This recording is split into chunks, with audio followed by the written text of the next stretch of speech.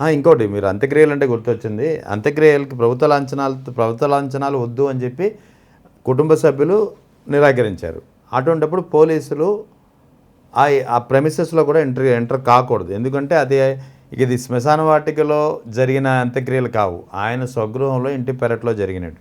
అటువంటి చోట్ల పోలీసులు ఎంటర్ కావడమే తప్పు అయితే పూర్తిగా ఎంటర్ అయిన తర్వాత వద్దన్న నిరాకరించినటువంటి గార్డర్ ఆఫ్ హానర్ని, నిరాకరించినటువంటి ప్రభుత్వ లాంఛనాన్ని బలవంతంగా చేస్తుంటే సహజంగానే అడ్డుకున్నారు. దాని మీద ఇప్పుడు రివర్స్ మళ్ళీ అంబటి రాంబాబుపై కేసు నమోదు చేశారు. ఆయనకి అవమానం జరిగింది పోలీసుల వ్యవస్థతో కదా సార్. అవును, ఇప్పుడు మళ్ళీ అంబటి రాంబాబుపై కేసు నమోదు ఘటన తర్వాత ఆయన మీద జరిగిన పోలీసుల దాష్టికం మీదే కదా ఆయన ఇవాళ దాకా రిపెండ్ అవుతూ వచ్చాడు. ఆయన మళ్ళీ అదే పోలీసులు వచ్చి ఆనరిస్తానంటే ఎట్లా అవుతుంది? అవమానించబడింది తన ఇంట్లో. అవును, అవమానం దాన్ని సరిదిద్దడానికి ప్రభుత్వ లాంఛనాలు తన ఇంట్లోనే దానికి లాంఛనప్రాయంగా అంటే మరి ముద్రగడ గారి పేరులో ఉన్న ముద్రకి అవమానమే కదా. ఇప్పుడు మళ్ళీ రివర్స్ అంబటి రాంబాబుకి కేసు పెట్టారు. పోలీసులు ఒకటే చెప్తున్నాను, సింపథైజర్ ఫాలోవర్లకి తేడా తెలియకుండా పార్టీలు ముసుగులు వేసుకునే పార్టీ గురించి మాట్లాడే వ్యక్తుల గురించి మనం ఏం చేయలేము. అక్కడ నీలంక వల్ల నమ్మ డొంకట్టు కేడిచిందని ఇటు తిప్పటి అక్కడ అంబటి రాంబాబు అమాయకంగా దొరికాడు, ఆయన మీద కేసు పెట్టుకున్నారు.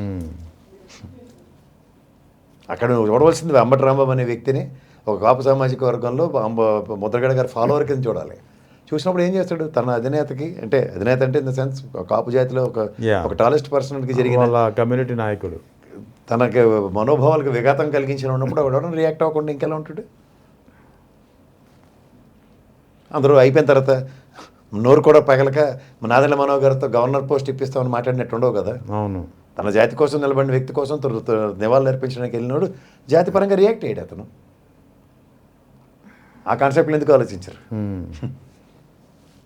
ఇంకా వైఎస్ఆర్ కాంగ్రెస్ పార్టీని బలోపేతం చేయడానికో ఇంకా రకరకాల కారణాలతోటి జగన్ 2.0 సూపర్ యాప్ ఒకటి విడుదలైంది.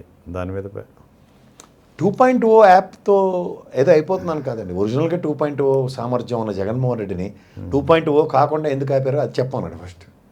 ఇవాళ 2.0 మనం ఆయన చరిత్ర జగన్మోహన్ రెడ్డి గారి గురించి పుట్టుక నుంచి తెలిసినోడు ఎవడైనా సరే అగ్రెషన్కి బ్రాండ్ అంబాసిడర్ అంతే, డౌట్ లేదు. ఒక అగ్రెషన్ పాలిటిక్స్లో ఉన్న దగ్గర ఆయన ఇవాళ గౌతమ్ బుద్ధుడిని చేసిన వాళ్ళు ఎవరో కనుక్కోండి ఫస్ట్. మళ్ళీ దానికి 2.0 అని కలరింగ్ ఇవ్వద్దు.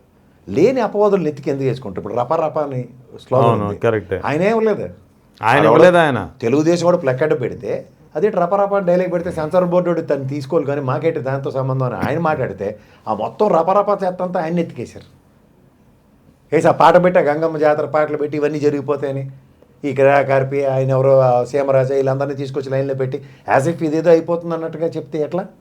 ఇప్పుడు ఆయన గురించి తెలిసినోడు ఎవడన్నా మాట్లాడోడు మాట్లాడమంటే నేనేం చెప్తాను, ఆయన నా పక్కన కూర్చుని జనసేనడు తెలుగుదేశం ఆయన ఇష్టం వచ్చినట్టు ఇండివిజువల్గా కాకుండా సింగులర్లతో చీఫ్ మినిస్టర్ చైర్కి రెస్పెక్ట్ ఇవ్వకుండా మాడితే ఇవాళ నాగార్జున యాదవ్ అయితే ఎత్తి తీసుకొచ్చి కూర్చోబెట్టారు. అట్లీస్ట్ ఆ పని జనసేనడికి తెలుగుదేశం వాడికి ఎవరికి జరగనప్పుడు ఆయన 2.0 అని మాట్లాడుతుంటే ఏం చెప్పాలి మాకు అర్థం కావట్లే.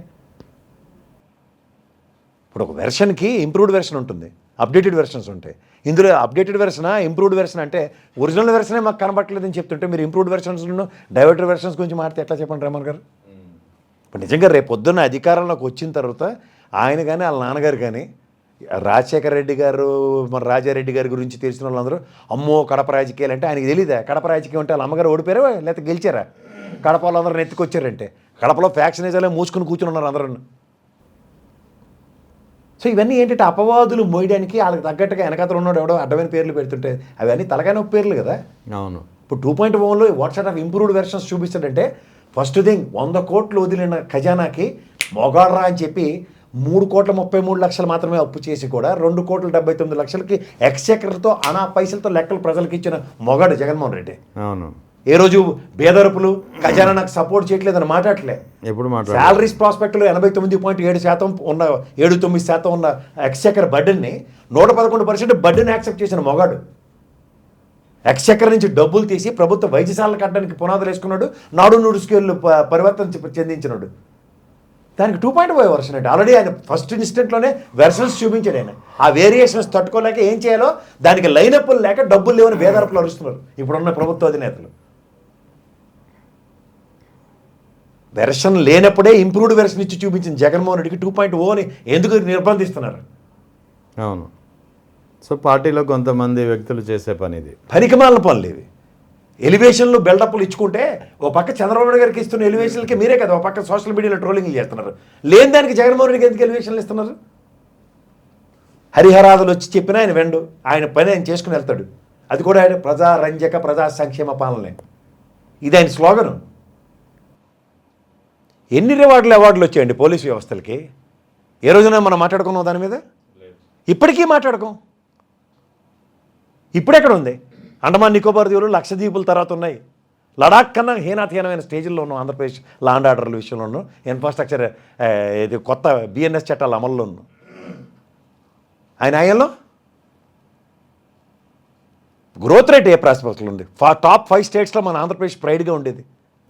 Krishnalanka police station lockup death అయినా సరే ఇప్పుడు ఇందులో మీరు చెప్పిన దానికే కంటిన్యూషన్ లా అండ్ ఆర్డర్ ఏ స్థాయిలో ఉందనేది.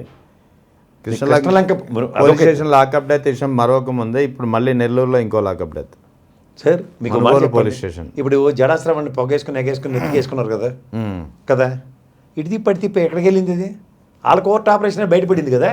అవును, ఇప్పుడు బయటకు వచ్చి జగన్మోహన్ రెడ్డిని తిట్టుకుంటేనే కాలక్షేపం చేస్తున్నాడు కదా. అంతే కదా, గమనించారా మీరు? ఆల్రెడీ సాయి గారి హత్యని పక్కదారి పట్టించడానికి జడాశ్రవణ సభ అక్కడ సభ దానికోసమే పెట్టారు. అది ఆ ట్రాప్లో అతను as per the Vincent Francis tunes ప్రకారం అతను నడుస్తున్నాడు. మీరు గమనించండి కావాలంటే.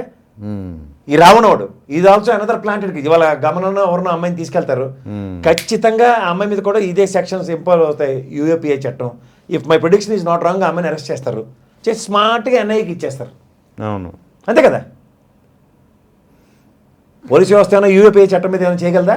లేదు. ఇది అండర్ హోమ్ మినిస్టర్ గారు 2019లో ఆగస్టులో ఇంప్లిమెంట్ చేసిన ఈ యూపీఐ చట్టం అప్పటిదాకా ఇండివిజువల్స్ మీద లేదు.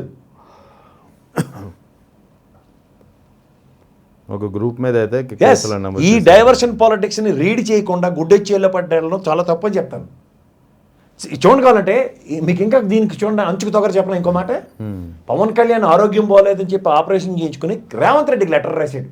ఏమని? ఫోక్సో చట్టంలో బెయిల్ అవి రాకుండా చూడాలని. తల ఉందా? ఇంగిత జ్ఞానం లేకపోవడం అంటే చెప్పనా మీకు? ఫోక్సో చట్టంలో అరెస్ట్ చేసింది రేవంత్ రెడ్డి ప్రభుత్వం. ఎవరు? బండి సంజయ్ కొడుకుని. వీడిని రాజ్ కుమార్ గారు ఉన్నాడు కదా, వాడిని కూడా అరెస్ట్ చేసింది రేవంత్ రెడ్డి గారి ప్రభుత్వం. జాగ్రత్తగా గమనించండి. దీంట్లో తదనంతర పరిణామాల్లో కోర్టు త్రూగా బెయిల్ వచ్చాయి ఆయనకి. రేవంత్ రెడ్డి వెళ్ళి మళ్ళీ బెయిల్ ఎలాగ వస్తుందని కోర్టులో ఆర్గ్యూ చేస్తాడా? ఎవరికి చెప్తాడు? పవన్ కళ్యాణ్ చేతనైతే జడ్జి గారికి రాయారు లెటర్. అవును, ఏంటి సార్ బెయిల్ ఇవ్వకండి సార్ ఫోక్సో చట్టం. రేవంత్ రెడ్డి గారికి డైరెక్షన్ ఇస్తే ఆయన what way CM is concerned with judiciary. అది కూడా పంచాయతీరాజ్ శాఖ మంత్రి రాయడం ఏంటంటే అది కూడా ఇంకో స్టేట్ అక్కడ నీ లాకప్లో డెత్కి ఇదే ఫోక్సో చట్టం వర్తించిన వాడికి బెయిల్ మీద బయట ఉంటే అదేంటి యాంటిసిపేటరీ బెయిల్ క్యాన్సిల్ చేయాలని చెప్పి ఆయన అరెస్ట్ చేసి తీసుకొచ్చి లాకప్ డెత్ చేశారు. నేను మీకేమైనా సత్యనారాయణలాగా ఏమైనా డెప్యుటేషన్ ఇచ్చి చేశారా ఆ పని? మా నాగరాజ్కి ఏమైనా డెప్యుటేషన్ ఇచ్చారు సత్యనారాయణ గారికి ఇచ్చినట్టు? ముఖ్యమంత్రి బాధ్యత తీసుకున్నారు 2 విషయాల్లో, నాటి రాజశేఖర రెడ్డి గారు, నేటి కేసీఆర్ గారు. రాజ్ కుమార్ విషయంలో కూడా వాడు 6-7 చంపేసిన తర్వాత వాడు సూసైడే చేసుకున్నాడు. సూసైడల్ టెండెన్సీలో వాడు చేసిన పిచ్చి పనులకి కోర్టు ఏ ప్రాతిపదికకు బెయిల్ ఇచ్చిందని రేవంత్ రెడ్డి గారిని అడిగితే ఏం చేస్తారు? ఓహో మీకేమైనా బీజేపీతో ఏమైనా చెడిందేటి చంద్రబాబు గారిలో? లేదంటే బండి సంజయ్ కొడుకు బయటకు వచ్చి కూడా రాజ్ కుమార్ లాగే ప్రవర్తించి 10 మందిని చంపేస్తాడని ఏమైనా భయం ఉందా? ఆయన బెయిల్ ఇచ్చేది ముఖ్యమంత్రి బెయిల్ ఎందుకు? మరి ఆ ఉత్తరం ఆయనకి ఎందుకు రాశాడు? ఆయన అదే కదా, ఆయనకి ఆ మాత్రం తెలియకుండా రాశాడా ఏంటి? ఆ మాత్రం తెలిసి రాశాడు, తెలియకే రాస్తాడు. ఏ చదువు సంజయ్ చేయట్లేదు కాబట్టి I cannot contradict that. But one thing is very clear, అన్ని చంద్రబాబు నాయుడు డార్క్లో ఉంచుతున్నాడు ఆయన. ఈ సొంత పెత్తనాలు ఎందుకు ఎక్కువ ఈ మధ్యన?